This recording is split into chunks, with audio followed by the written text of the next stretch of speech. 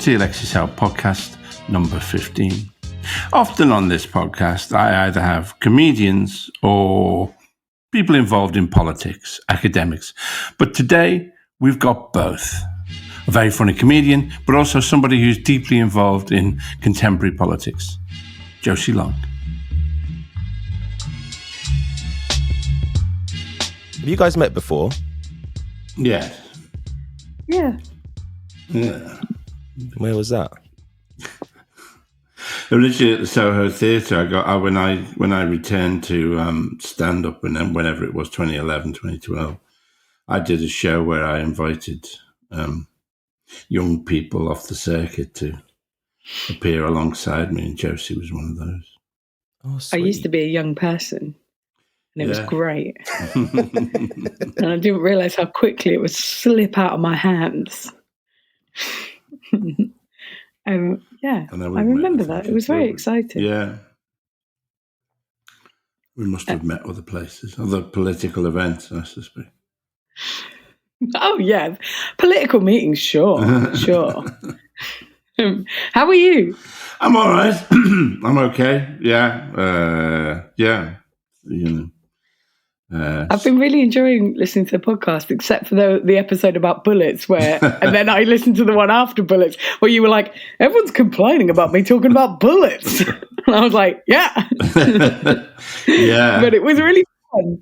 It was funny because it made me think of, like, I am somebody who really sort of has a certain sort of a vibe as a person, and yet I really love looking at old classic cars, which is completely out of character for me. And the idea of people knowing that about me would be really, like, incongruous. Yeah, well, you just revealed it now. What kind of classic cars? Yeah.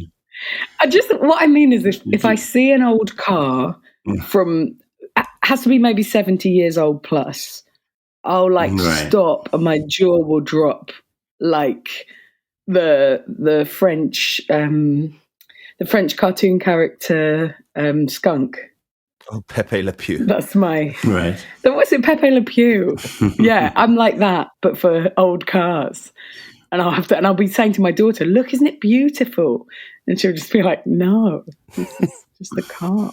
I don't think there's anything wrong with that, though. So you think you think that would play badly with your demographic? Oh, listen, it'd be ruinous for my brand. Really? No, I'm kidding. Because I don't think I have a brand. Because cars are killing the planet, and but those old ones. And because the other people who like cars are like Jeremy Clarkson. Oh, yeah. Yeah. Well, there are. Yeah, there are. I think there are other people. You can just regard them as art objects, or Roland Barthes said that in a famous issue that a famous article that he wrote about the Citroën DS, said that the automobile is our version of the medieval cathedral. The car is where belief and technology and faith and all intersect, really. That's so interesting, but also it makes me think about how in a cathedral, a human being, even if you don't have any religion at all, you still feel that beautiful sense of awe and wonder. And how in a car, basically, you're reduced to being like, well, fuck you, you cut me up. It's not the same. Yeah. Well, I don't know whether, I think he was probably, the Citroën DS is, considered by many to be the epitome of, the car as art object, really. So maybe he might not have been talking about, the Nissan. Hang on, I'm going to Google it. All right. Because I want to see what it looks like. Oh, okay. The DS23, I can see why. It's a cathedral. Yeah. It's a cathedral. Yeah, and it also had hydro pneumatic suspension and stuff, so it floated along, and Oh heaven! So, you're not going to be swearing at someone from that. No, you're just going to be elegantly gliding around. But of course, it's also true that if you're in I think particularly if you're of our persuasion, when you're in a cathedral, you're also filled with revulsion, aren't you? At the the materialism. Of organised religion, of course. Yeah. So we're aware of the lives that were wasted in those bricks. And of course. Yeah. And the same's true of when you're in a motor car. Is the true. I think the true. Let's reach a consensus here. The true. The true feeling person when they're in a car is both enjoying the aesthetic qualities, but also aware that the suffering that goes into it. Alienated from one's fellow man, quite literally, by the walls of the car. Yeah. And I guess the Pope mobiles where those two worlds converge. It's an ugly fucking car. That is a funny little car, isn't it? Yeah. Well, I think he had. I mean, there was quite a few as well that he had. I don't think he's got an electric one now. Pope Francis. I love the idea that he's bought them on hire purchase and he just needs to keep getting a new one. Yeah, maybe maybe if he goes to Mexico, he get like a low rider one, one that kind of bounces up and down, smacking his head on the ceiling. Yeah. Anywho, well, we'll go back to the start. So, Josie, I mean, I'm interested. I never do any research, and I dress it up as letting the interviewee talk for themselves rather than laziness or lack of coordination. So I'm curious to know how you got into the business of stand-up comedy. So.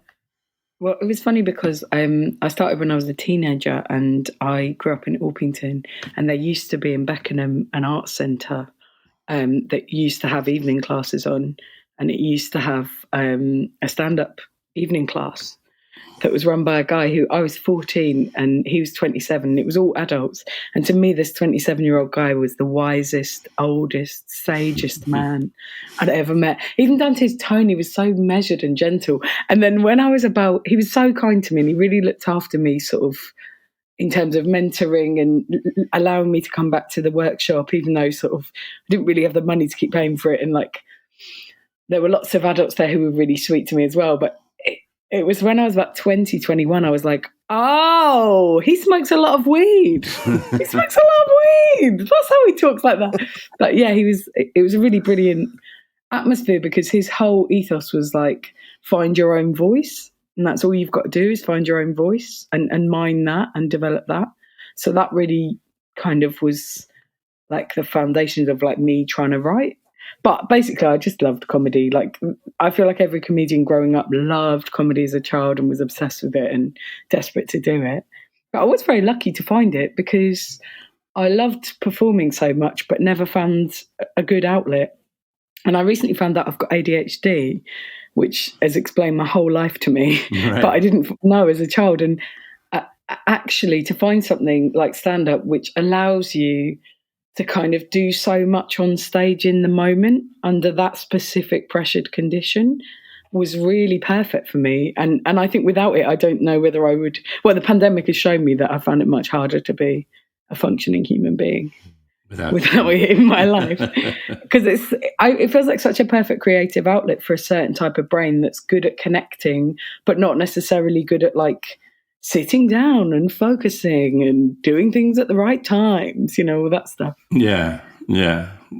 I mean, I have a sense that those kind of art centres and stuff have gone, really. That they no longer exist. Yeah, and have they? Yeah, in general? A lot of them have. Yeah, I think it's complicated. I think it's all. There's always lots being lost.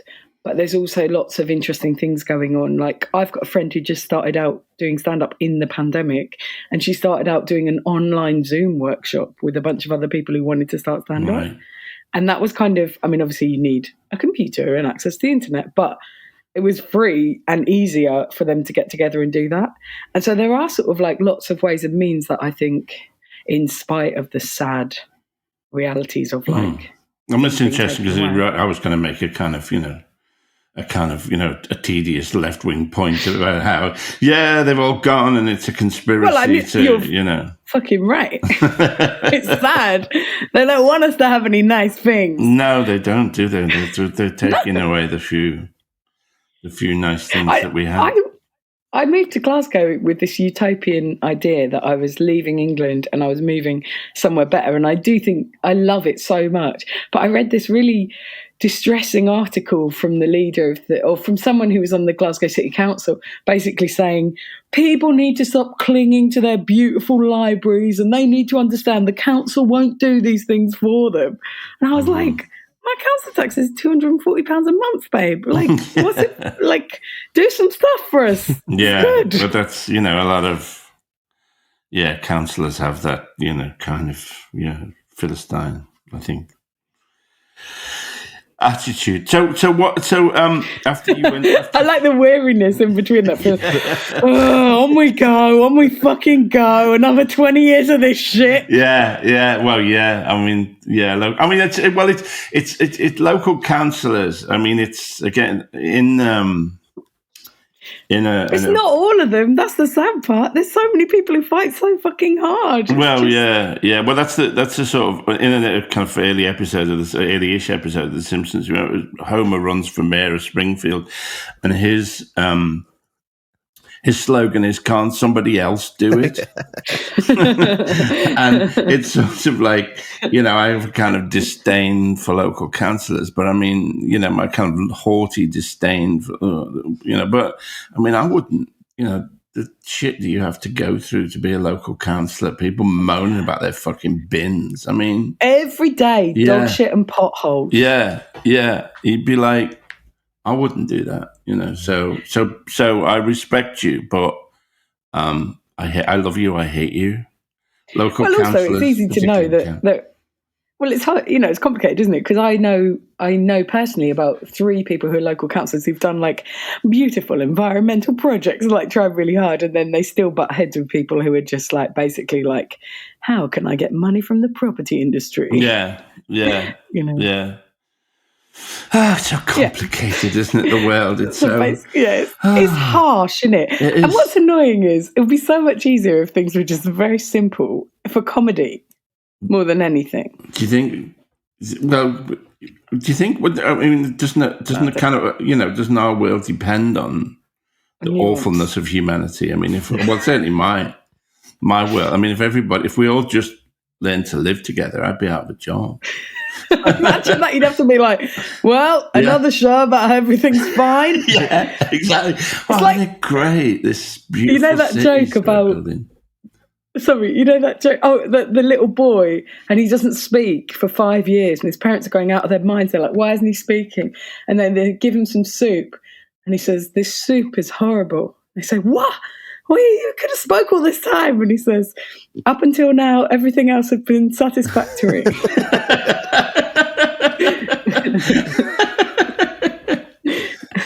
And that kid today is, I don't know. That's an interesting. Go on. I'm sorry, I'm getting too excited. That's all right. Just chatting. But it makes me think of, I remember 10 years ago, people were really, really going, oh, well, the Conservatives being in is going to be really great for art. And me thinking, on balance, I would rather have schools and hospitals than a few really beautiful shows. And how sad that is, because obviously that does render like lots of artists extinct, but I don't know. Yeah, it's also, I think that's a bit of a kind of, that's a bit of a linear kind of view of art anyway, isn't it, really? To just say, because if you have a horrible, ghastly, repressive government.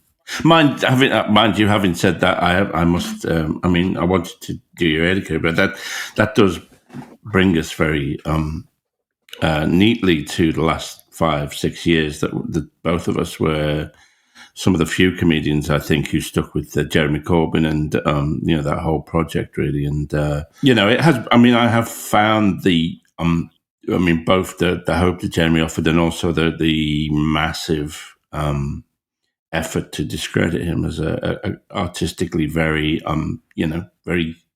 It's really inspired me to keep working. Really, how's it been for you? The realization that everything, our world is even more of a lie than we thought. I think I feel personally quite stung because I spent the first 5 years of sort of 2010 to 2015 really, really getting to meet all these other younger people who were protesting about the rises to tuition fees, trying to stop the cuts to legal aid, like going to all these things, fighting really hard to try and kind of counteract the Conservatives, but feeling very much like, you know, I respect a lot of people in the Labour Party, but it's not for me and it's far to the right of me. And having people in the Labour Party, including Tom Watson himself, tweeting me saying, oh, I'd always thought that you should get more involved with the Labour Party. Oh, you guys should, you know, people genuinely saying, you know, get involved with the Labour Party, join in. And then when Jeremy Corbyn was on the ballot, I felt so excited because he was part of a small group of MPs who always seemed to be doing the right thing in terms of how they voted.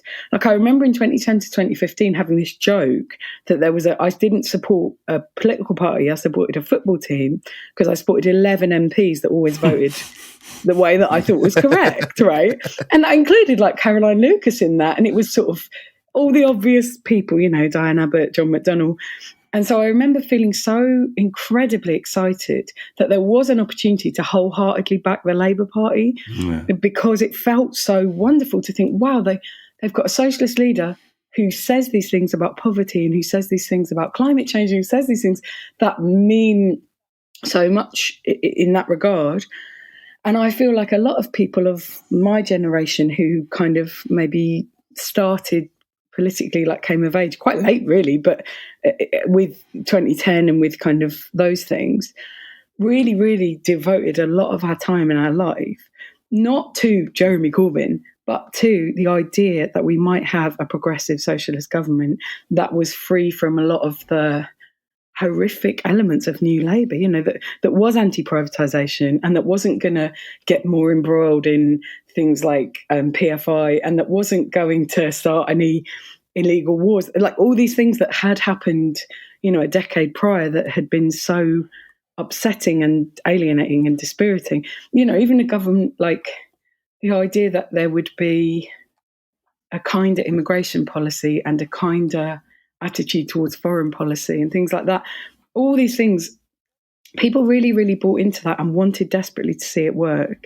And from the outset, people responded as if it was the cult of Jeremy Corbyn, and as if people were obsessed with this figure. And it was so weird because from the outset, we were all saying, this actually isn't really about him. This is about the fact that a generation of people who felt so alienated are so incredibly excited that they could affect positive change. And so it really, really feels... I still find myself processing the grief from it and the bitterness and the sadness, because in particular in 2017, I really remember realising that a lot of people that I'd looked up to who were the generation above me in comedy actually were from really, really vast amounts of privilege, or just were not willing to get on board with someone that they saw as illegitimate. And I understand that Brexit was such a seismic thing for people and they saw him as not anti-Brexit enough and all this stuff. But for me personally, when it came particularly to 2017 election, all of us really felt like, Brexit aside, we have this incredible opportunity. And I took like 2 months really off of working towards my own stuff to try and work towards stuff during that election. All of us fought so fucking hard. And I remember being around older people who I do still respect, but who were very sort of like, ugh, Corbyn though, ugh, and saying, look, this is our one fucking chance. And with regard to climate change, this is our one fucking chance. Yeah. This is a chance of a lifetime. And lots of my friends, you know, we all sort of felt that nothing is ever going to be a perfect offer or an uncomplicated offer, but this was our chance. And in 2017, the thrill of that election night, when we were proved that with a positive offer, you can actually change people's minds and you can sway things.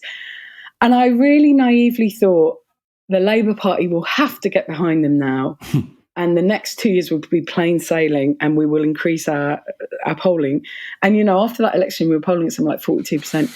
And then two things happened for me. In 2018, I had a baby who didn't sleep. She didn't sleep for 2 years. So there was definitely a year when I was less able to be politically engaged.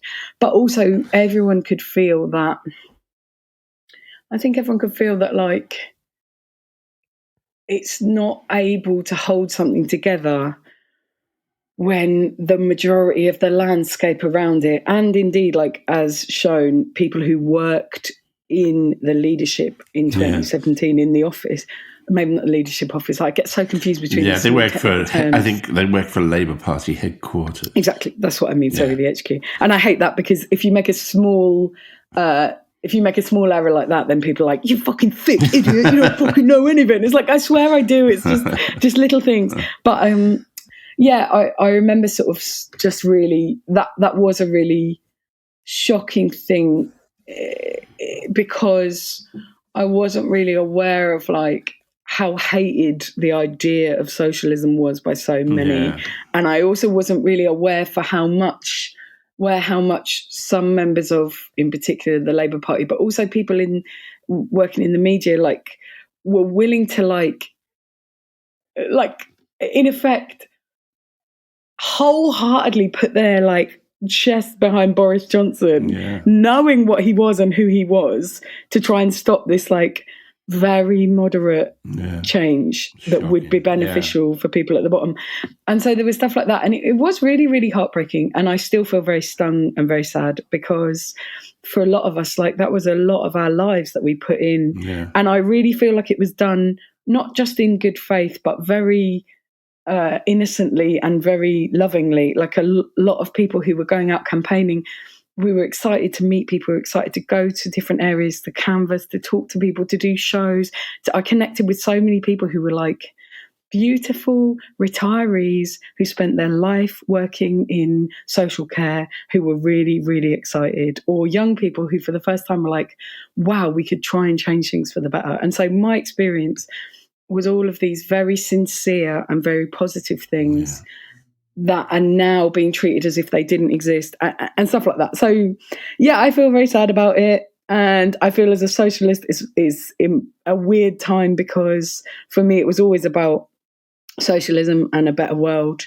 And I just feel sad because it's hard when you think, but it would be better. And also the pandemic's been brutal, because, you know, I know some people hate Jeremy Corbyn. I understand that. I will never necessarily be able to win them round or change their mind.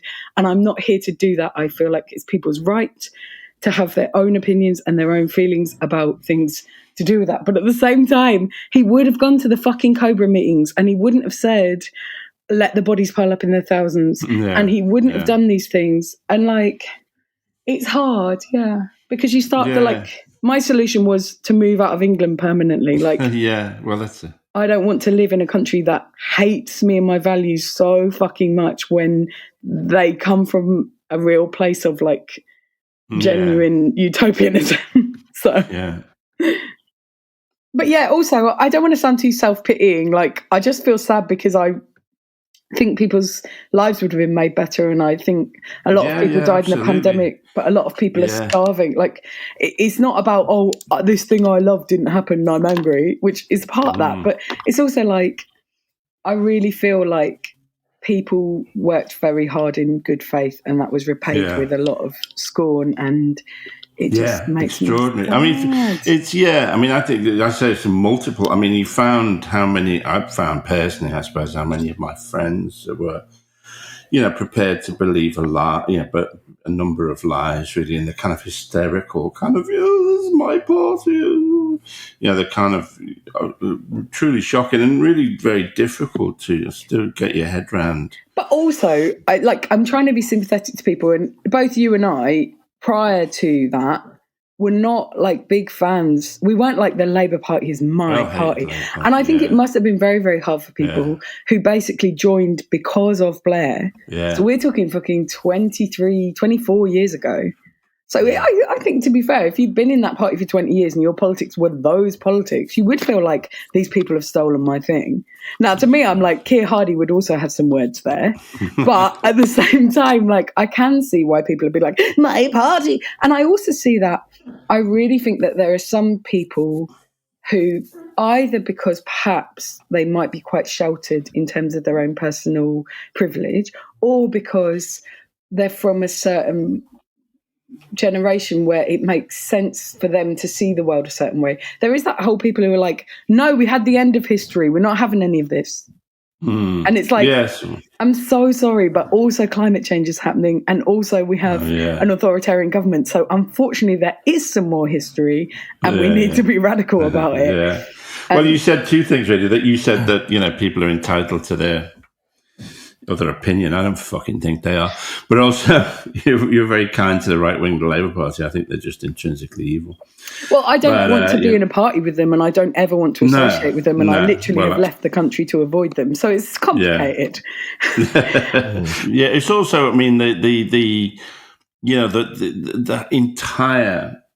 entirety of the media that turned against, the Corbyn Labour Party. I mean, it was truly, truly shocking, I think, at all levels, and the pusillanimous nature of comedians and those. That was the hard part. Satire programs around the 2019 election, to see things like, oh, this Corbyn supporter punched someone, or they did this, that, the other, and they were all, those things were lies. And at the same time, to know that friends of mine were being physically assaulted whilst campaigning for Labour because they were saying, you're a communist. And it was like, hey, I fucking wish they were communists. Do I? I haven't done the reading. Let's park that. But nonetheless, it was not a communist offer that was on the table in 2019. Certainly not. And people were being beaten up for being IRA sympathisers and communists. And that is the fault or the effect of over and over again. And this is the problem. What I can't cope with. But also I can't cope with the sort of falseness of the discourse, around people saying, oh, they're an IRA sympathiser. And it's like, well, no, but at the same time, perhaps we could acknowledge that the Troubles is complicated, and perhaps we could acknowledge that the British state did commit a number of crimes which are at this very moment being covered up and people are being given immunity for. So it is still remaining something that isn't as black and white as if you don't support Britain, you're a terrorist. It's like, no. Yeah. But that's Albert Maysell's, tyranny is the removal of nuance.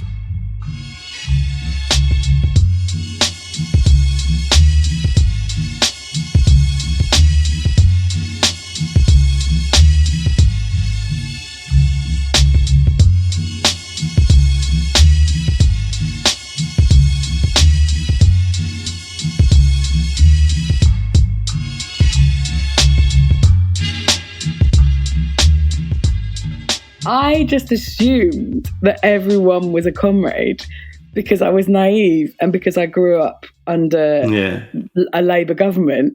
And actually, it was so shocking to be like, oh, some people want to be a comrade and a landlord and a head of a public school. Yeah. And they don't think that any of that is contradictory. Or some people are like, of course I'm a comrade. What does that mean? It means I'm nice and I don't want anything to change. Yes, absolutely. Well, I think that is what, when I, tried to kind of drill down into why some of my friends were so ferocious in their hatred of Corbyn and that, that iteration of the Labour Party, it was because they'd gone along thinking that they were left-wing and they were decent people, and he showed them that they weren't.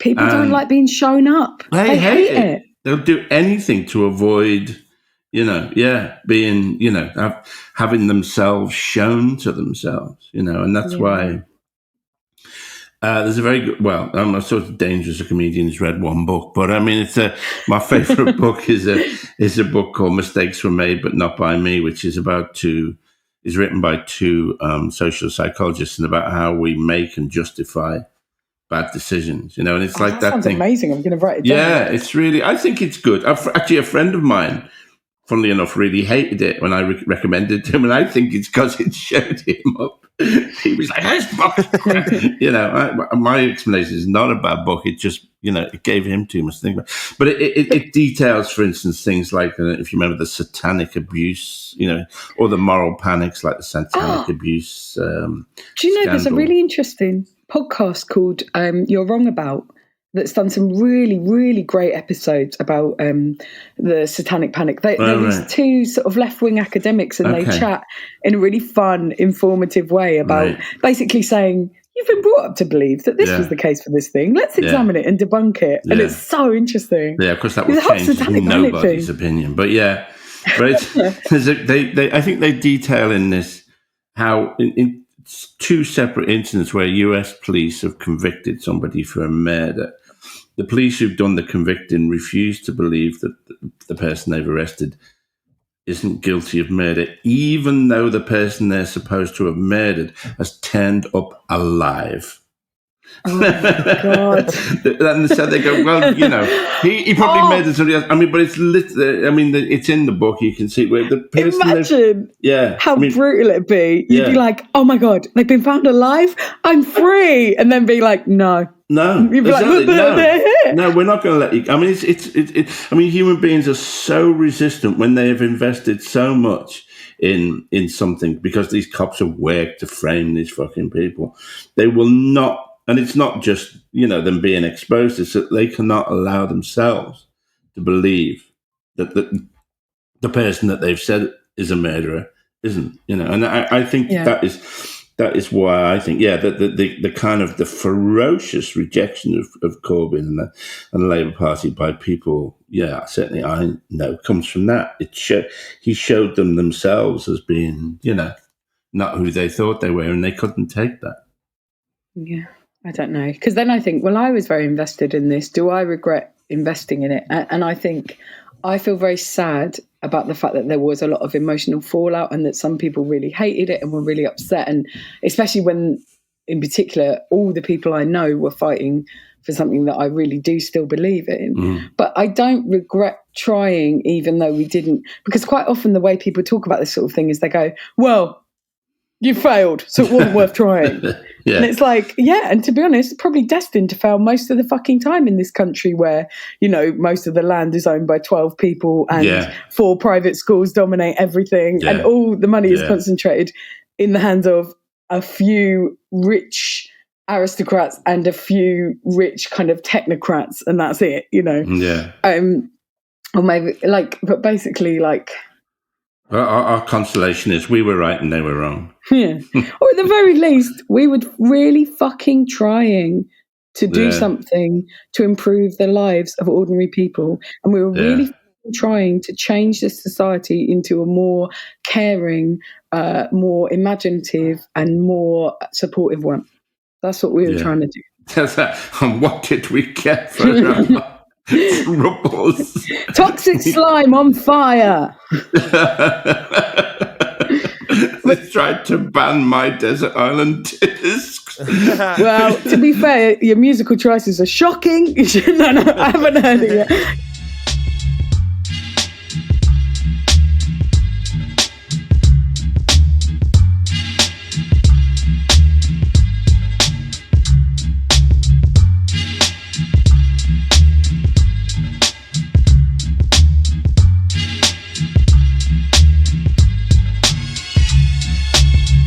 What do you want to talk about now, Joe? Do you want to talk a bit more about your work? Or sorry, what were we going to say? No, fuck my work. I've done fuck all. I want to talk about you and your writing, and I want to talk to you because what I'm trying to do at the moment is I'm writing a book of short stories, and it's something I've been wanting to do since I was a teenager, or since prior to that.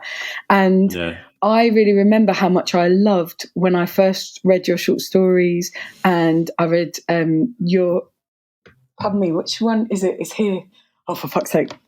And your novel and your first novel. I hate sort of giving compliments because then I feel like I'm going to make a mistake and seem like I don't care. For the first collection of short stories was The Wild Silent Place. The second section was The Dog Catcher, and then the first novel was Overtaken. Yes, those 3 books had such an incredible effect on me because it was so exciting to read the voice of someone whose work I really loved, but in a new medium. And I really loved like how much broader they were in terms of, obviously, because it's not just stand up, you can do so much more and you can give so much more to it. And basically, like, I just wanted to talk about it because I've been trying to write my own things and I've been finding it a thrill, but also finding it so difficult, and just like what it was like for you, like that journey when you decided you were going to do it, whether it was something you did always do as well, like how it, I just want to talk more about it, but not for it to be too artificial. Right. No, fine. So you interview me on my podcast. Yeah, well, I know it's mine. Linda says sometimes that you could argue that the novel, or I would include the short story in that, is the highest form of art in a way, because what you do in a novel is that you set up this entirely coherent work, and the only way that you can the only way in a world, the most profound understanding that we can get of the human condition is through novels. I mean, something like Anna Karenina, for instance, or Dickens, I guess. Or I'm not particularly expert on Dickens, but and so it's a really powerful written prose. I think prose fiction is a tremendously powerful form, because you can very quickly, I think, particularly in short stories, build this entirely coherent world, and you can cover so much ground that, as you say, you can be. And I think I probably. I certainly, you're right to focus on those 3 books. I'm not sure that for a lot of different reasons, that I kind of carried on down that road. But those 3 books I'm very proud of them, and they do, they are, I think they're great. And they do what you say they do, that they kind of, that they're both funny, but I'm talking about how great I am. No, but I like it. Do you know what, as well? For me, the real pleasure in writing short stories is when you're writing stand-up, I think the job is to undermine constantly, so that people are aware that even though you are making serious points about politics or humanity, that you also are puncturing your own self, so that you're not you're going, oh yes, and actually I'm really, and I understand that, and I think it's important. But in a short story, you don't need to be like, let's pop the air out of this. You can just be like, no, this is a story that I'm writing and I'm sincere in it, and here it is, Yeah. Well, 2 things there. Yes, I think that's a very profound thing that you say about doing stand-up, that it's certainly the kind of stand-up we do, that you have to constantly remind the audience that you're to undermine yourself constantly. And yes, you don't, there's no requirement to do that in prose fiction. Absolutely. Did you always want to do it? Did you do it when you were a kid as well? No. It's a long time since I've talked about this. I had a phase of teaching writing, creative writing and stuff. So I could give you a much more kind of composed and thought through response, really. So now this will be more kind of tentative, really, what I say. So I need to think back to what I used to think. I never really. When I was doing stand up, I would try and write prose fiction, and what I found was that there's a brilliant film which is about writing called Wonder Boys. I think it's Curtis Hanson. It stars Michael Douglas and Frances McDormand. One of the things it's about, I'm sort of spoiler alert, but one of the things is that Michael Douglas plays this novelist who has had a huge hit first novel and then is struggling with his second novel. And you think in the normal manner of these things that he's blocked. But when finally a young student played by Katie Holmes reads his manuscript, you realize that he's not writing too little, that he's writing too much.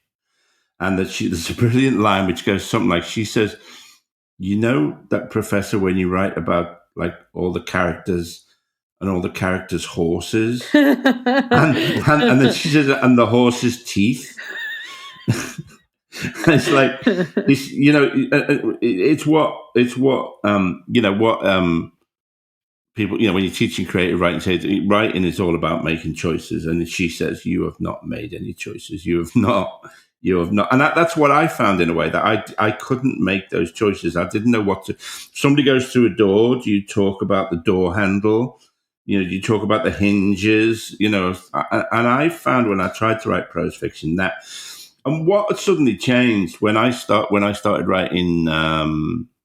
Barcelona plates in 1999 was that somehow that a certainty had appeared where I knew I didn't have those questions anymore. I'd kind of achieved a kind of a very spare style, and I put that down, whether or not it's true. I put that down to the fact that I've been doing a lot of journalism, column writing, and when you write a column, you have to be precise, because if you didn't get your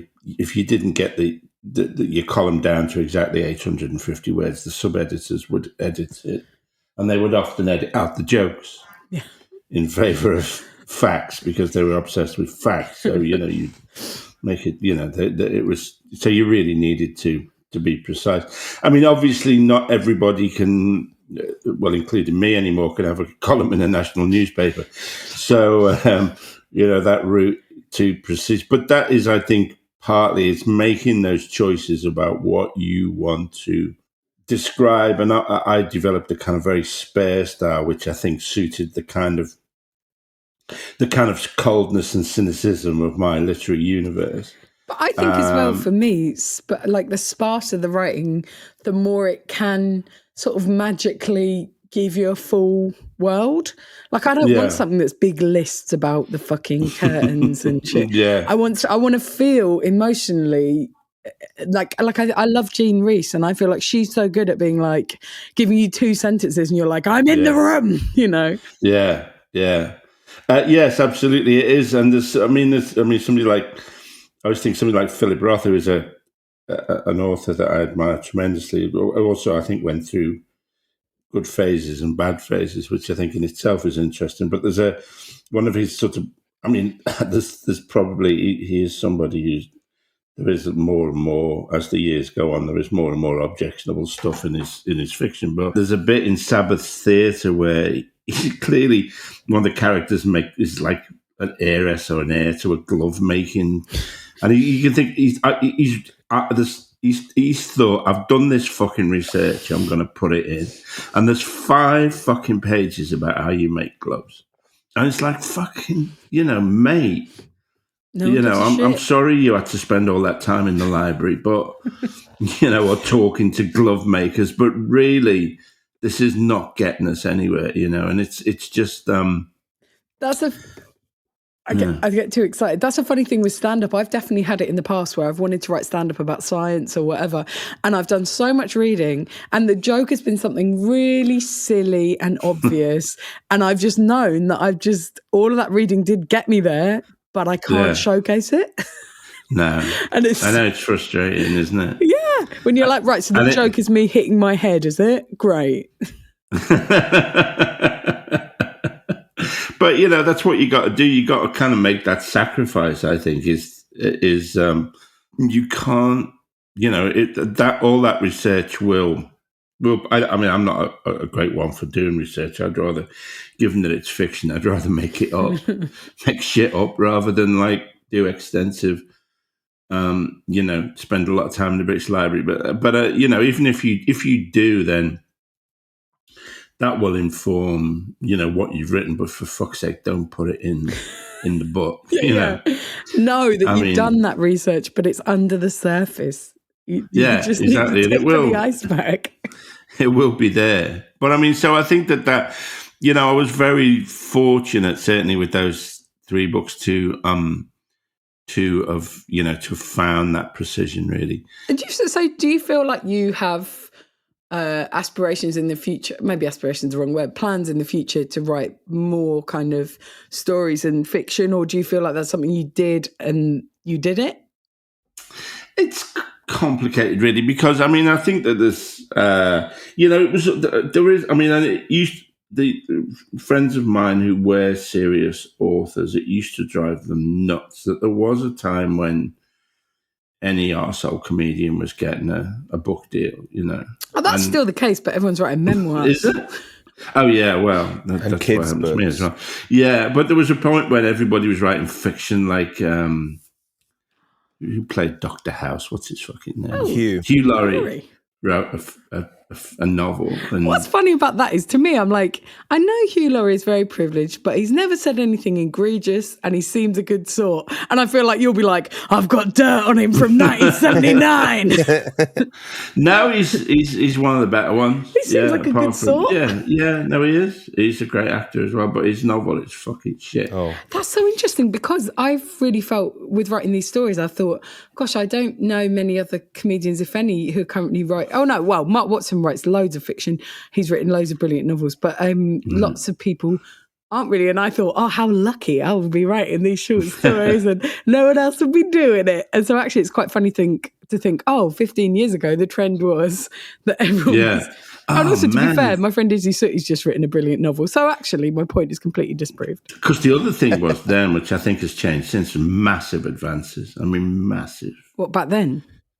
Yeah, I often think the 90s was a wonderland of people being given money up front. Yeah. Everyone loves a windfall, and everyone loves the idea that their life might change due to some wonderful gift to do with art. It's interesting. Do you know what I keep thinking about is that Andrew Lawrence, who's this racist guy who used to be a comedian, and when he was a comedian about 15 years ago, we were starting at the same time, and I won a newcomer prize that he was nominated for, and he was very bitter about it. And he was very, very annoyed that I existed and that I'd got in the way of his rightful crown. And then afterwards there was a DVD company, and at that time they used to do DVD deals for comedians that were sort of high 5-figure, sometimes 6-figure deals, where they'd say, we're going to develop you and we're going to do your DVDs. And he got one of these really good deals for a lot of money. I don't know how much. It could have been 10 grand, it could have been 100 grand, but it was at the time a world-changing amount of money. And my manager got a meeting with them, and they said, women don't sell DVDs. There's no way we would give a woman a DVD deal. And then 10 years later, he was like, women have stolen all of our work. And I've never forgotten. I've been like, give me the fucking money then, mate. Yeah. You bastard. Yeah. But that was the last of it in comedy, I think, was that kind of thing. Yeah, the DVD money. Well, I think in a way, it was a plot really to, apart from certain favourite artists, it was a plot to kind of cut the artist, cut the talent out of them off from the money supply really, and to redistribute it to, commissioners, producers, anybody but the talent really, I think. Yeah, so there was a brief golden age when actors and, when there was all that, like I said, DVD money and royalties and big advances for writing fiction were sloshing about, but I think that's gone now. I've forgotten what point what we were talking about. Well, I mean, we were talking about how there was a trend where everyone seemed to be writing a novel. Yes. But I'm sure you didn't see yourself like that. No, I worry that I in a way wasn't in it for the long haul, really. And certainly I worry sometimes that the fact that my going back to stand-up comedy coincides with that period of generosity ending. When I was really only in it for the first class train travel up to Leeds to do a reading to 20 people in a Waterstones. Heaven. It was heaven. It was and you'd have these as publicists, boys or girls, and they'd be paid to think that you were wonderful, and they were just full of hope and optimism, and you'd go up to Leeds together, and then you'd have the finest wines known to humanity in Malmaison in Leeds after the book reading to 40 nutcases. And it was just a very heaven to be alive. But so, I then did a couple more novels. I think one of the things that did spoil me for writing fiction, although it did a lot for my book sales, was writing memoir. That I've got two, very successful volumes of memoir. Well, listen, we've got them in our house. Johnny, it was the joy. It was the joy of his holiday. Well, reading them you've back to added, back. yeah. Well, but the trouble with that is it fucks you for writing fiction in a way, because with memoir you don't have to think what happened, because what happened. Yeah. You don't have to. I mean, obviously memoirs are kind of fiction, but I mean, and I think that ruined me for writing fiction. I have a novel that I've had on the go for 20 years, and I was kind of tinkering. One of the problems with it is that when it's spread over that long, what you're interested in changes and stuff. So I go back to it, and it's like, why do I? It's like Lanark. Have you read Lanark?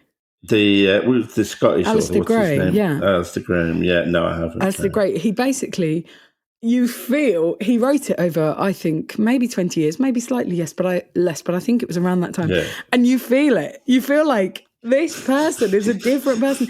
And it's good. Like, I think he manages it very well. It's different books, different things happen in those books, but it sort of gives it this effect of like this sort of tumbling, disorientating process of life slipping between your fingers. David Hockney had said a really interesting thing, which was that a painting is a work of art which happens over time. Whereas a photograph or a movie or this podcast, it's happening as it's happening, as it were. Whereas the single moment that's being represented in a painting, in fact, has taken months or years, and that makes it a very different object, something that never occurred to me, really. But it's a very different object. And I suppose you could say that about certainly a novel as well, that although it represents, in a sense, a series of moments, the author has written it over a much longer, over a long period of time generally. And that's not necessarily a bad thing, I think. So, I mean, anyway, I have this novel that, I keep returning to. Whether or not I will ever finish it, I don't know. But that's really something I've got. I mean, in terms of fiction, I've got, I've got several TV development things, that may or may not ever happen. But I feel slightly, shifty that I abandoned writing. But they could have been nicer to me, I think, at those festivals. They could have, if they'd given me, a Booker long list nomination. Then you would have thought, fine. Then I would have gone, fine, you're my friend, I love you, I'll stay with you for the long haul. Get enough prizes, even though the big advances have gone. Yeah, I will be your mate. If Ian McEwan had only been nicer to me. Yeah, but you've read his books. He doesn't seem, sometimes people tell you who they are and you have to believe them, But I would have stuck with them, but instead I drifted back to comedy, really. But yeah, it's a tremendous art form, and I do feel a bit shifty that I walked away from it. But it must have felt that, I don't know, it must be that you were drawn to it for that reason. You contributed that, and then you'd done that, and so you were no longer drawn to it in the same way. Yeah, I think so. And I think in a way, I mean, I came to realize that I was a comic, really, that's who I am. And that was who I had to be, really. And you can't be a comic. It's not a kind of, that's also true of writing. When I was teaching writing, I used to say, you can't be you can't theoretically be a writer. A writer is somebody, it's stating the obvious, but a writer is somebody who writes. Yeah. You have to write, I know, but the allure of being a writer is so strong. And there are people who just like the idea of being a writer, I think, rather than doing the work. But it's also a thing. I think there is a thing where, I'm coming back to me, I used to say in my writing classes that, there's only kind of one way to be a pilot, really, is to take off and then land and fly for a bit, Whereas, there are a million ways to be a writer, really. Your working method And, the way you approach it can be entirely idiosyncratic. You can work on a computer, you can work on... And it can change. You can write with a pen. Yeah. That's what blows my mind is when I was younger, I really thought I can only write at night. And actually it was like, I'm only allowing myself to concentrate at night, Yeah. Or it was like, no, I write by hand, longhand. And then it was like, oh, actually I write on the computer. I never take notes. Yeah. I only take notes. And that sort of shocks me. Here's the thing I want to ask, because I've been doing stand-up for 20 years now, which on stage I'll say because I started before I was born and then all that kind of stuff. But I've been doing stand-up for 20 years now, and I do feel like if you are a stand-up, if you love it, you are stuck with it for life. It is so... like it grafts itself onto your heart, and that is you lost forever to it. And like you tried to get away, you couldn't. You had to come back. 10 years, you thought you were out the game. No, 17 years. 17 years. You'd get less for most crimes. 17 years. You thought you were out. It fucking pulled you back in. And I feel like very happy with that state of affairs. Like I love the idea of, Phyllis Diller doing stand-up in her 80s, and the idea that you could, as long as you can get to the microphone, do your stand-up, and as long as hopefully one is compos mentis, it's all right, But at the same time, I do feel like I'm only 2 decades in, and sometimes I look at how I felt the first 10 years of doing it, where everything seemed to be following a path and making sense. And all of my work fitted nicely in my head, and it made sense to me and felt good and like it was coherent and clear. And then the longer I'm in the game, the more it just feels like this, because obviously life isn't really that. I just feel so like it's this soup, and it's really hard sometimes to keep clarity and make sense of it and feel like I can create direction and create a kind of nice little chart for, like, not just be a little boat in the middle of the seas. Do you know what I mean? And how does it work decade on decade? Well, kind of like that. It never, I've got no words of encouragement or reassurance for you. What use for you? None. Not as a, apart from to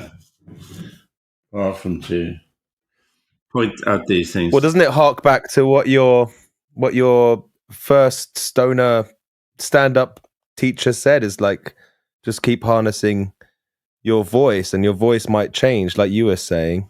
I'm not trying to educate you, but I'm just bouncing back. This is what I want.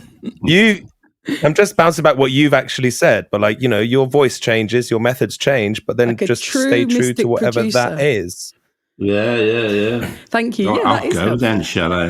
I'm kidding. I'm sorry. I'm going to give much more negative advice.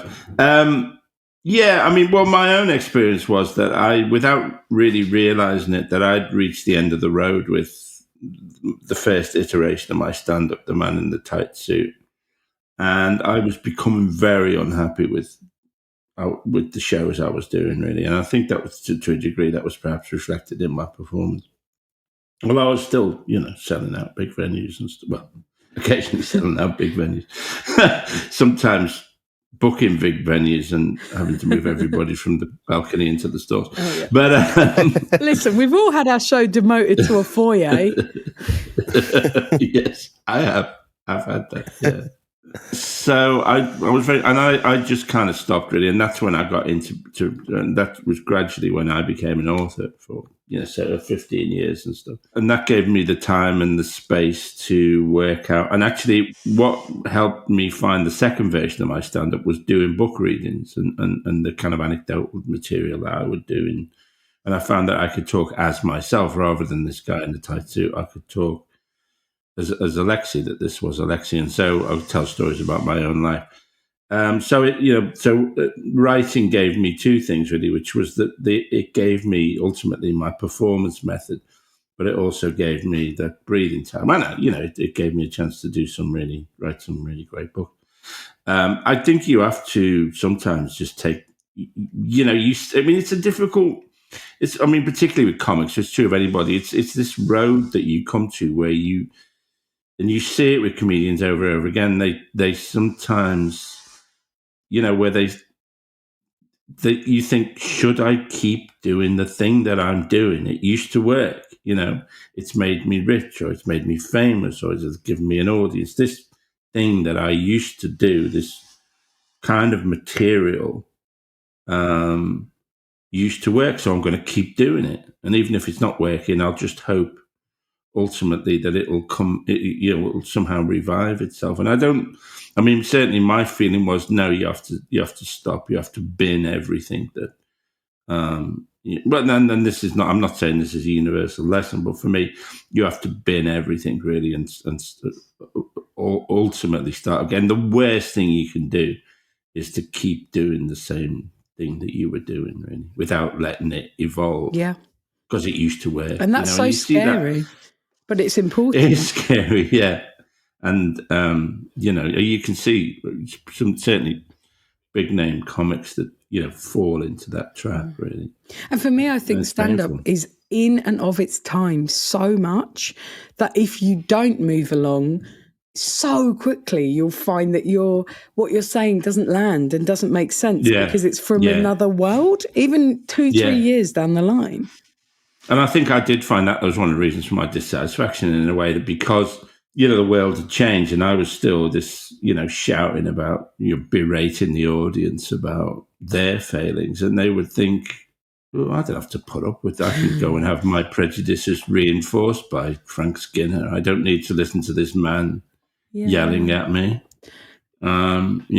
confronting me. Yeah, it's interesting. And so that I felt I was kind of giving the. I was at odds. It was still, there was still an enthusiastic audience, but I just felt I was slightly at odds with the zeitgeist. Yeah, and so eventually, it wasn't a coherent process, but it was just a kind of longish process of disillusion. Where I finally kind of ground to a halt in Perth, Western Australia. Well, like many have before you. Yeah.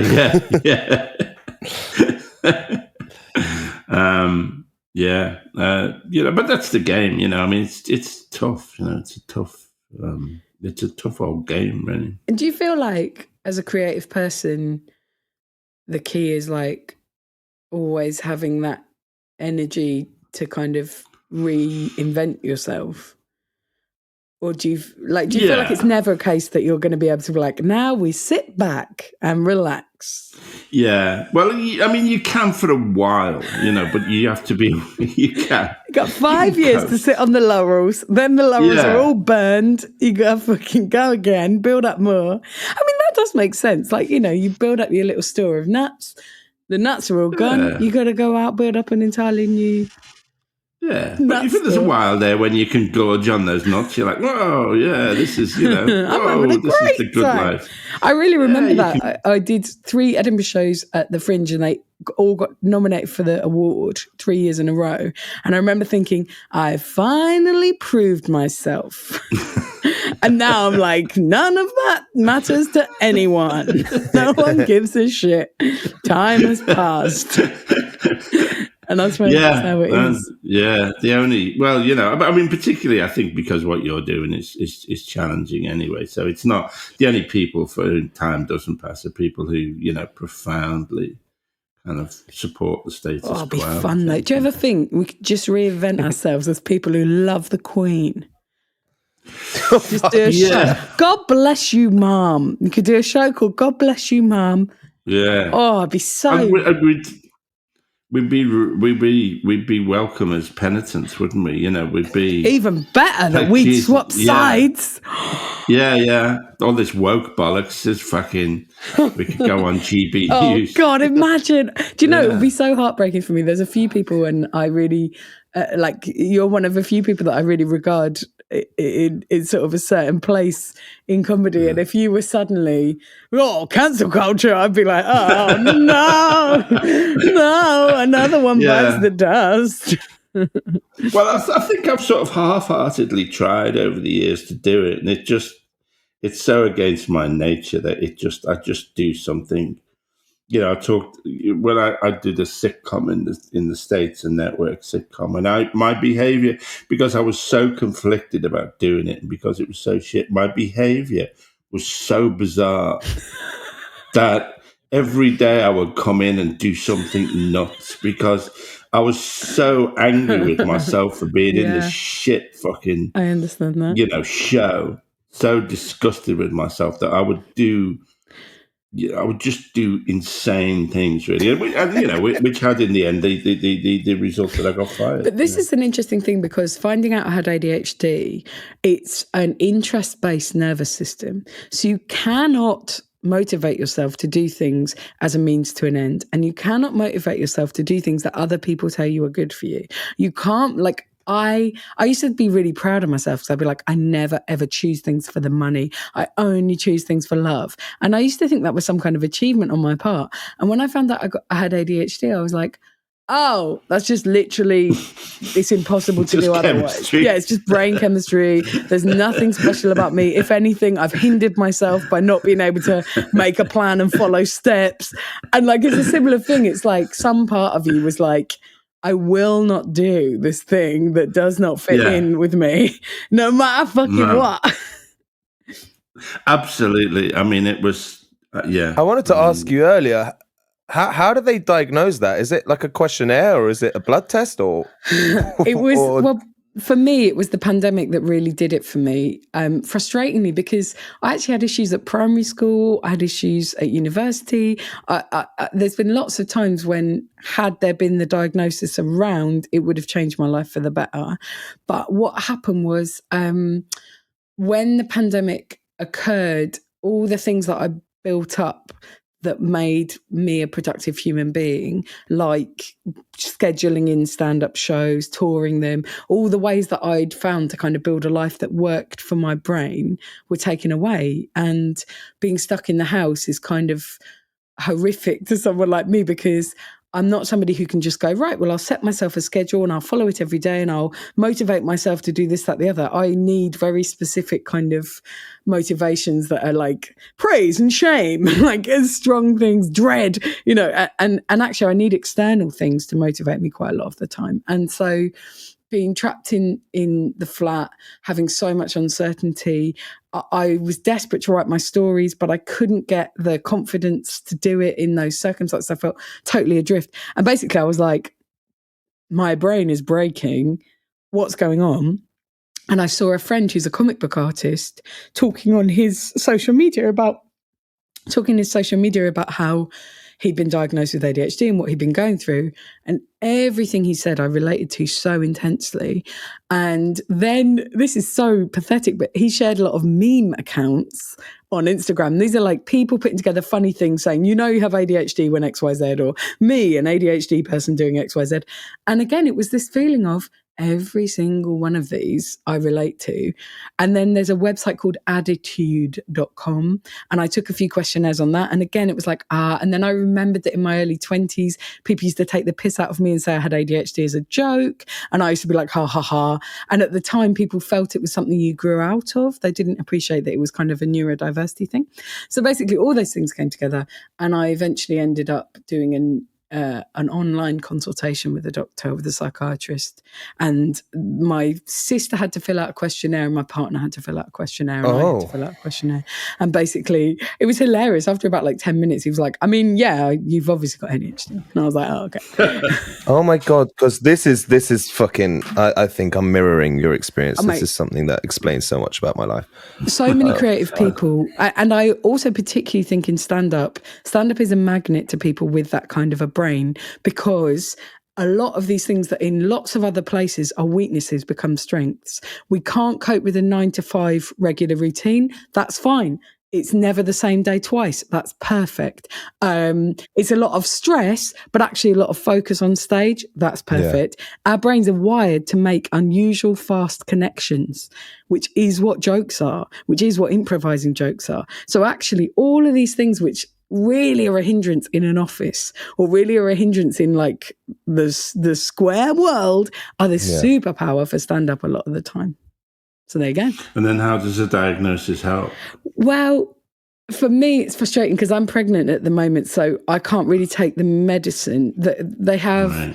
there's stimulant medication and non-stimulant medication. And one of the things that women in particular suffer from is like the emotional effects of ADHD, where you dwell a lot on things you've said and done. You're very sensitive. There's a thing called rejection sensitivity dysphoria, which means I've had a lot of like really bad and extreme trolling online, but there are many people who would not be as painfully affected by that as me. And one of the reasons is this ADHD stupid brain. Right, okay. So basically I would hope when I've had my baby that I can go on some medication that helps with those things. So you can get medication, but it's not just that. It's once you understand it, I think having the diagnosis is so helpful. You feel like you can see yourself through a lens, and then you can find the tools to help yourself better. As opposed to just going, I'm awkward and weird and I don't fit in, what's wrong with me? Which was a lot of my life. Yeah. But isn't this just like adding labels to things that are just people being weird and stupid unnecessarily? Listen, I fucking love the fact that I now feel part of a community who understand me. And also, I look around and 60% of my friends have it. My partner has it. And I see why I was attracted to these people, because I'm like, they understand the world. And I used to think, oh, it's squares, not like me. And now I'm like, neurotypical is neurodiverse. Yeah. Wow. Right. We reached the natural end. Yeah, that's lovely. Okay, we could go. We could go on all day. Really. Thanks for having me. I hope I wasn't too overbearing. No, it was fantastic. It was really fantastic. It's I'm not. So fucking. I'm not just saying. That was really fucking cool. Glad. Look at my face and this little. Oh, that's look at the honesty in my face. Nice. I want to, before we go, this might not stay in, but I just want to try something. It will take 2 seconds before you go. But basically, a bunch of episodes ago, something came up in the show, and it's kind of off brand. It's kind of off. Doesn't really suit what we do on the show. I'm trying my best to figure out a way to give these fucking prizes to some listeners. Yeah, I've got 5 of these little Lego Alexis. I'll have one. Yeah. I've got a 3-year-old. She'll love it. What? Give them to a guest? That's a bit. I've only got 5 of them. No, but we've already said on the show that we're going to come up with a way to decide who deserves them. Should we just give them to our guests, Alexi? I'm a listener. I've listened to the podcast. You let her have one of the Lego. Don't be a bastard. Well, I'll give one to you, Alexi, one to Josie. Then we've got 3 left. I'm keeping one if you guys are getting one. I deserve a seat on the lifeboat. So what? Should we just fuck off the audience and keep them ourselves? Yeah. Okay, this is what I would say. If people want one of if people want a Lego Alexi, what they should do is they should try to make a piece of beautiful art from their enjoyment of the podcast, and then they should either send it or send you a photograph of the beautiful art, and then not only will you be able to look at some beautiful art, but you can choose your favorites and reward them with the Lego. Oh wow, fan art competition. I love it. All right. Yeah, good for the brand. Yeah, this is great. Okay, cool. Thank you so much. We'll post all the fan art on our Instagram account. Yeah, don't send it physically, but take a photo. Alexis Sale Podcast. Send them to us at alexisalepodcast@gmail.com, or message us on Instagram at Alexis Sale Podcast. While we're here, I'm on Instagram at Talalaban, so follow me too. And I'm on Instagram at Josie Long. I rarely post. There we go. I love your feed. I love you post a lot more on your stories than on your feed, and I really like it. It's like, my stories are just me sharing anti-capitalist meme accounts for fun, so that's good too. It's really fun. And when you're stuck on a train and you're like, I'm on a train for 4 hours, ask me questions and stuff. I like that. So that's it. Okay. Thank you very much, Josie. Thanks for having me. Very, very, very much. No, it's brilliant. It's exciting to get to talk to you and to ask you my pre-prepared questions about your work and career. But it really is for me. Maybe if I'm up in Glasgow, we can... come on. We should come and stay with me and Johnny. We've got a spare room. If you're up doing a gig, come and stay. We'll make you dinner. We'll give you the finest wines. A choice of And you can drink them alone as I'm pregnant and he's sober, but you can drink alone.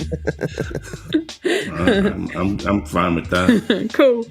All right, listen, we'll see you soon. Bye, Thank guys. you, Josie. Thank you very much, Josie. Thank you very, very much.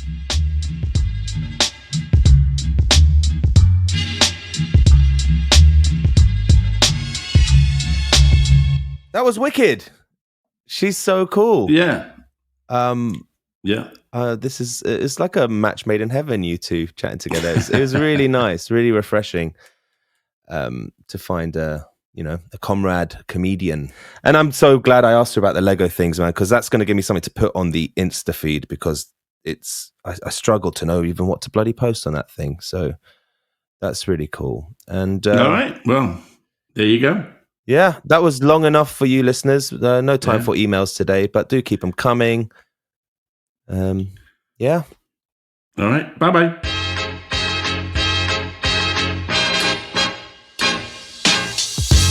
You've been listening to the Alexi Sale podcast.